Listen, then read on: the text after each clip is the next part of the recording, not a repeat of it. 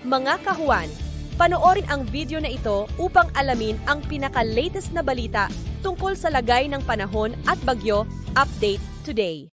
Kung makikita po natin sa satellite imagery natin, meron tayong dalawang weather system na nakakaapekto dito sa ating bansa.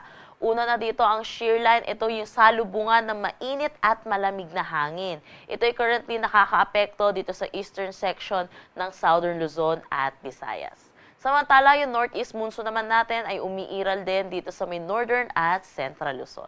Sa ngayon, wala naman tayong minomonitor na anumang bagyo or low pressure area sa loob at labas ng ating Philippine Area of Responsibility na possible makaapekto dito sa ating bansa within the next 5 days.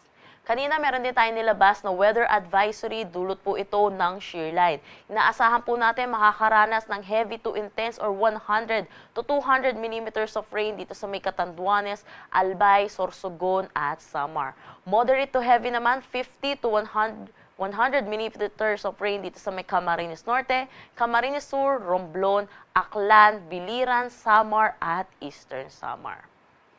Para naman bukas, inaasahan natin, aangat po yung axis nitong shear line. Kaya kung makikita natin, makakaranas dito sa may Quezon ng moderate to heavy or 50 to 100 millimeters of rain. Pero inaasahan pa rin po natin ang heavy to intense na mga pag-ulan pa rin dito sa may Camarines Norte, Camarines Sur, Albay. At moderate to heavy naman dito sa Sorsogon, Masbate at Northern Samar.